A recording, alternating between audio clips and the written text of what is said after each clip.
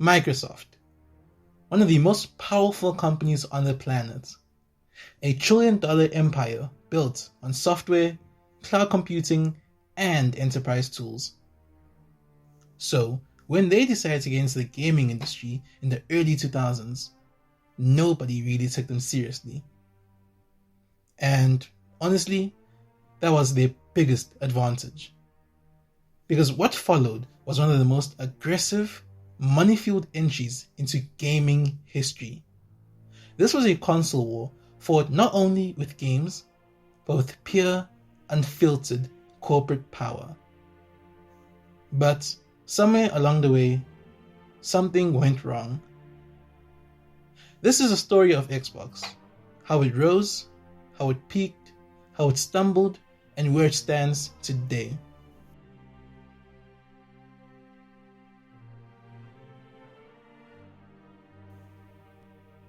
It's the year 2000. The PlayStation 2 has just launched and Sony is doing something interesting. They're not only selling a games console, they're selling a DVD player, a media hub, a living room centerpiece. And that terrified Microsoft. Because if Sony controlled the living room, they controlled the gateway to the internet. And if they controlled that, Windows then becomes irrelevant in the home. So, just like a Santan mom with a kid performing poorly in school, Microsoft did what they did best. They just threw money at the problem. In 2001, Bill Gates himself took to the stage at CES to announce the Xbox. And to make sure nobody missed the point, they brought out Dwayne "The Rock" Johnson. This was not a subtle company. Microsoft bought Bungie, the studio behind Halo, just to make sure the Xbox had a killer exclusive at launch. They paid developers to jump ship. They built Xbox Live from the ground up. They were willing to lose money on every single console sold just to get a foothold in the industry. And they did lose money, by the way, like hundreds of millions of dollars. But when you're Microsoft, that's just like a mere accounting roundup, you know? The original Xbox was powerful. It was online capable in ways the PlayStation wasn't.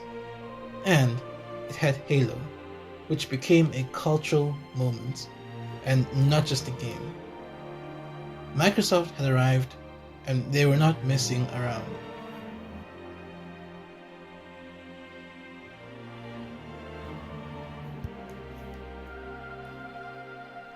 Then came 2005, the Xbox 360. And this is where Xbox didn't just compete. They dominated. You see, the Xbox 360 launched a full year before the PlayStation 3. So while Sony was scrambling to get the PlayStation 3 out the door at a price point that made people's eyes water, $600, mind you, Microsoft had already built a fan base. Halo 3, Gears of War, Call of Duty. You see, Call of Duty especially felt at home on the Xbox 360 in a way it never did on the PlayStation. And Xbox Live? Xbox Live was in a completely different league. It had party chat, achievements, the entire ecosystem. PlayStation Network wasn't even close. However, the red ring of death then happened. If you had a 360, you might know about it. That haunting red glow around the power button. Your console was dead. And this defect was widespread. Embarrassing to say the least as well. It cost Microsoft $1.5 billion to fix. They had to extend warranties, and they replaced consoles at their own risk. And they still won the generation. You see, let that sink in. Microsoft paid over $1 billion to fix a hardware disaster, and they still came out on top. That's how dominant the 360 era was. This was Xbox at its absolute peak. It was a beloved brand, a dominant platform, iconic games. everything was going right.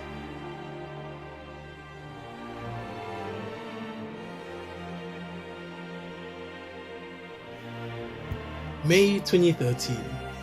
Microsoft takes the stage to reveal the next console.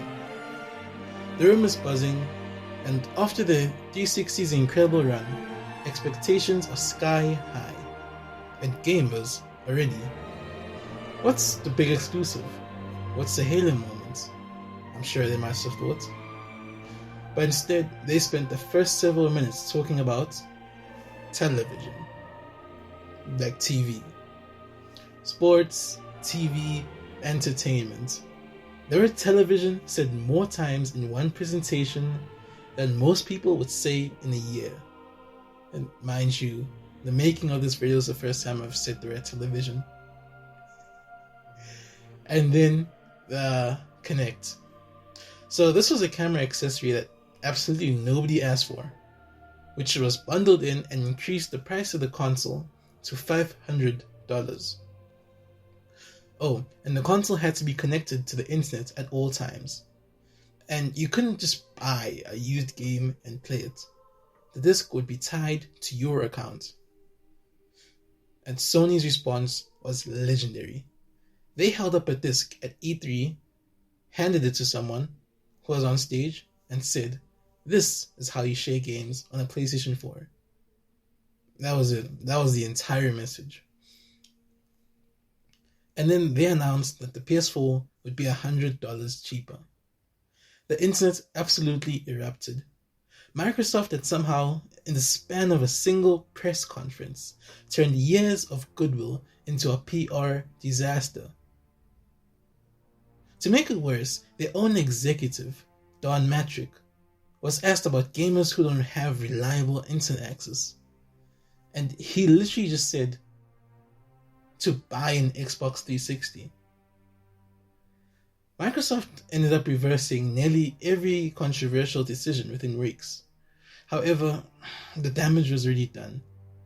The PlayStation 4 sprinted out of the gate and never looked back. And by the end of that generation, the PS4 had sold nearly double what the Xbox One had sold.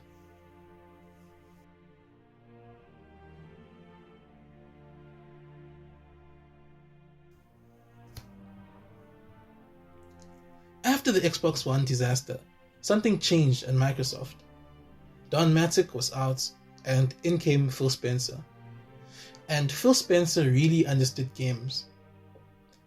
He first started by repositioning Xbox, so less about TV and more about players. And then he introduced Game Pass, and it was a brilliant idea. So Netflix for games. So for a flat monthly subscription, you get access to hundreds of games, and day one releases were included. And nothing PlayStation had could match it. Then Microsoft started buying studios. They acquired Bethesda, the creators of Elder Scrolls and Fallout, for about $7.5 billion. And then they went out even bigger, acquiring Activision Blizzard. That's a lot of IPs. That's Call of Duty, World of Warcraft, and Overwatch for about $70 billion. On paper, Xbox looked unstoppable again. They had the most powerful console of the generation, being the Series X, the biggest game subscription service in the industry, and a catalog of studios that would take years to compete with. So why does it feel like they're still losing? Microsoft has a lot of money, yes, but they need to understand one thing, which is owning studios and actually delivering great games are two very different things. You see, the Series X launched in 2020 with no real exclusives. There's no Halo moment. There's no reason to buy the Xbox if you had a PC in the first place, because Game Pass works there too. And in 2021, they released Halo Infinite to a mixed reception. It was fine. It wasn't like a system seller. It was an average game. And then came Starfield. This was their first new IP in about 25 years. This was Microsoft's big bet, their flagship exclusive. And then again, it landed flat. It wasn't terrible, but it was not the jaw-dropping moment that Xbox absolutely needed. Reviews were mixed, player counts dropped off fast, and it did nothing to shift the console conversation. Then from there, it just got worse. In 2024, Microsoft laid off around 1,900 people from the gaming division. And shortly after, they shut down Tango Gameworks, the very same studio that had just released Hi-Fi Rush. This was a game that was critically acclaimed, it was genuinely loved, and it won multiple awards. But they shut it down anyway. And the gaming community was furious, rightfully so. Then came the final signal. Microsoft started releasing their exclusives on PlayStation 5. These were games that were supposed to be reasons to buy an Xbox in the first place. But now they're just available on the PlayStation Store anyway. Which ended up raising a question. What exactly is the point of Xbox as a console?